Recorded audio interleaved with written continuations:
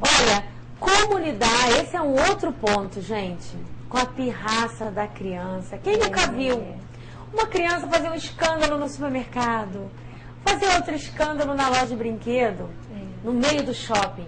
Eu quero aquele, né? Você não vai fazer isso comigo, mamãe. Quem nunca viu uma criança levantar a mão e dar um tapa na mãe ou no pai? Quem nunca viu isso, nunca presenciou uma cena lamentável dessa? Essa criança será hiperativa ou é falta de educação mesmo? Doutora Terezinha, esse é outro ponto fortíssimo, impactante.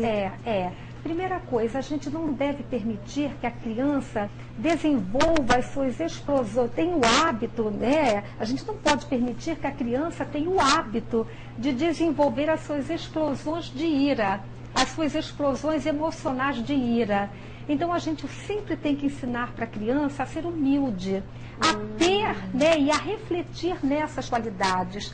A gente tem que ensinar a criança a se comportar e lidar de forma respeitosa nos mais diferentes tipos de relacionamento. A gente precisa ensinar ela a se comportar de maneira conveniente em cada situação. Isso vem desde pequenininho. Desde pequenininho. Então, nenhuma criança pode bater, maltratar, ofender, xingar a sua própria mãe.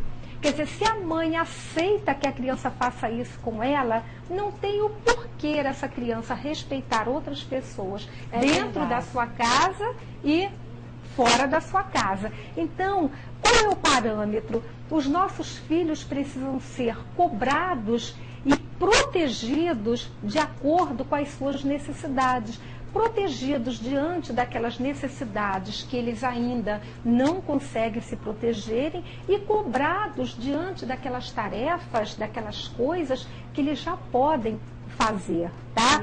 Então, há pais que acham que não devem traumatizar os filhos, tá? Então, permitindo que os filhos façam toda essa omissão dos pais, né? Permitindo que a criança faça o que ela quer. Ou então a explosão do pai, porque às vezes nós temos duas situações. Ou ele se omite, permite que a criança faça tudo, ou então a explosão dele mediante qualquer deslize da criança. Quer dizer, não educa, mas distorce a personalidade. Então, o que a gente tem que ter em mente? O tom de firmeza ao estabelecer um limite é essencial. Então, o que a gente observa? Tem pais que estabelecem o limite para a criança, mas eles se justificam tanto para a criança como se estivesse pedindo desculpas, como se estivesse pedindo perdão por terem colocado aquele limite.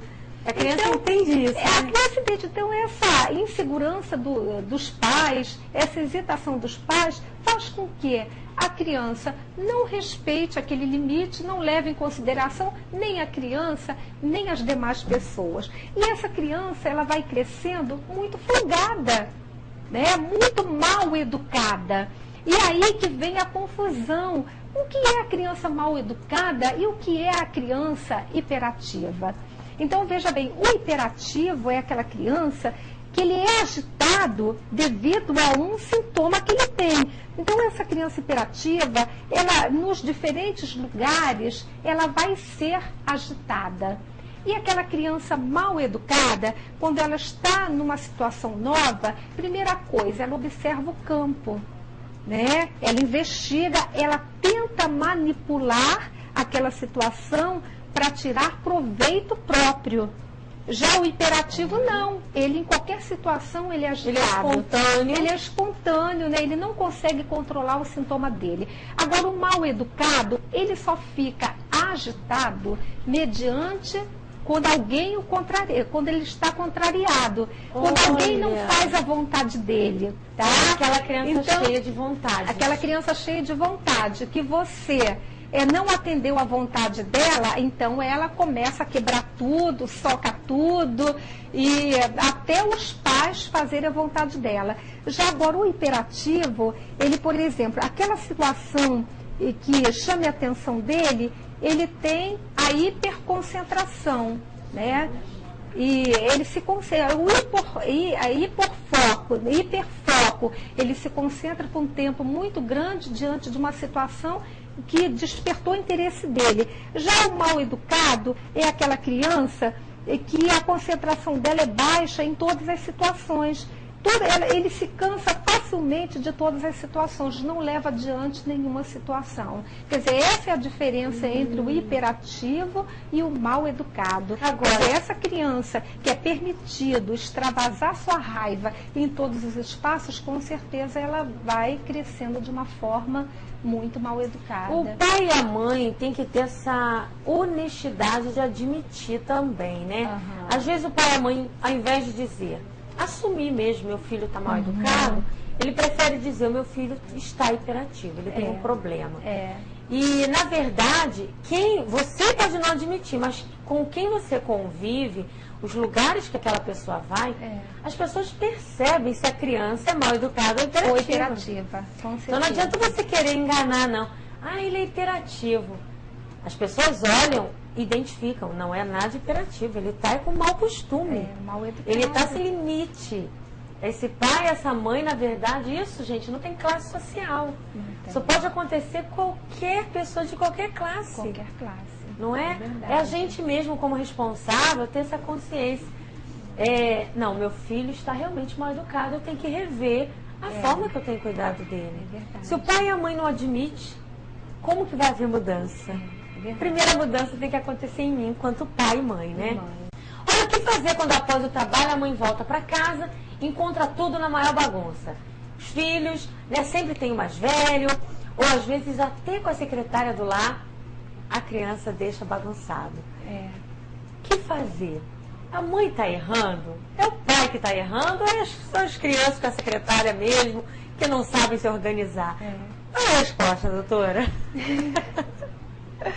É a situação corriqueira, é a situação do dia a dia, é o nosso cotidiano. A mãe trabalha o dia inteiro, quando ela chega em casa, está tudo uma bagunça, ela se põe a arrumar a bagunça. Mas ela chegou em casa, está tudo numa bagunça, ela não deve arrumar a bagunça.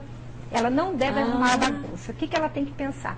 Se os filhos já podem ficar em casa sozinhos, eles também podem manter essa casa arrumada.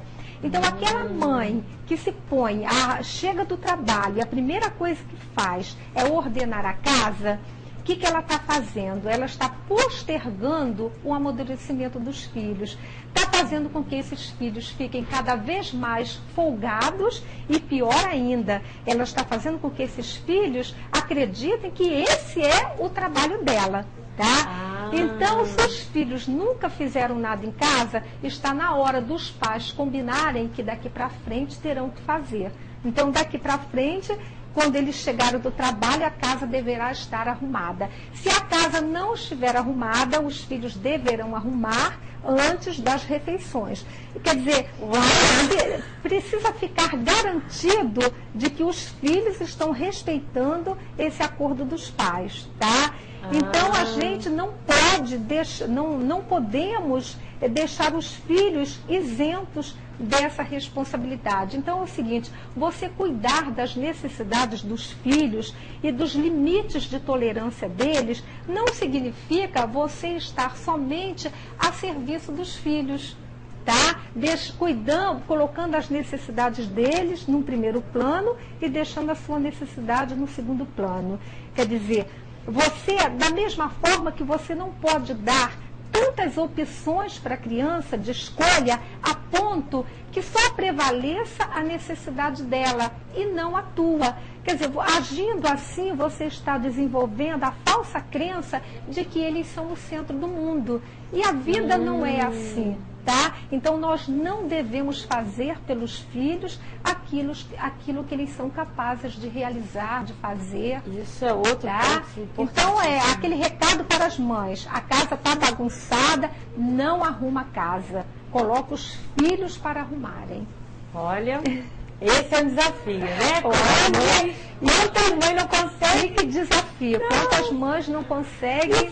Não posso pedir isso para minha filha, tadinha. E o pai precisa ajudar a mãe nessa tarefa, tá? Olha aí. O pai, ele também não pode ficar naquele papel só de fazer os consertos da casa, porque muitos pais ficam nesse papel, trocar lâmpada, botar um prego ali, um quadro ali, e a educação dos filhos fica por conta da mãe, não pode. Os pais precisam combinar e sentar com esses filhos, que daqui para frente vai ser diferente. Né? Isso é muito importante. Doutora, antes da gente ir para as considerações finais, seria nesse ponto do relacionamento dos pais com os filhos, na questão dessa educação, dessa organização, que é a longo prazo. Se eu deixar os filhos crescerem assim, eu posso estar gerando aí uma filha que no futuro vai ser uma mãe, uma esposa relapsa, e um marido, um filho que vai ser um marido mais tirano, né? Você é mulher, você tem que fazer. Isso que é submissão. E perder completamente os valores ali dentro de relacionamento familiar. Porque ele não recebeu isso na infância, na adolescência. Isso. Eles vão ficar cada vez mais folgados. Tá? E crescem folgados. E crescem folgados. Crescem folgados. Depois o marido sem saber fazer nada, isso que é o pior. É verdade. Né? Desleixados. E no mundo que vão se tornar adultos desleixados, porque não vão saber organizar as coisas ao seu redor. Por mais que tenha condições de pagar funcionários ou o que for, mas a gente tem que sempre saber, na linguagem popular, ser safo, né? Ser safo. Saber lidar com as situações. Se eu tenho que lavar a louça, eu vou lavar. Se não tenho, não vou. Enfim, aprender a se virar mesmo. E é na infância e adolescência que aprende isso. Que aprende isso, com certeza. É em casa, com os pais ensinando, com os pais dando essa responsabilidade, que eles vão aprender. Olha, eu vou colocar aqui uma citação que eu li de um livro de Isami Tiba, de Quem Ama Educa, que eu acho assim muito pertinente para nós, né, que eu me incluo também, nós enquanto pais, que estamos exercendo esse papel de educadores, que diz o seguinte: os filhos são uma obra, educar é uma obra, cujo resultado é a felicidade dos filhos e de todos aqueles que estão ao seu redor. Demais. E diz mais ainda que filhos são como navios, que os navios foram construídos nos estaleiros e que o local mais seguro para os navios permanecerem são nos portos. Só que os navios não foram construídos para ficarem nos portos, e sim para singrar os mares da vida.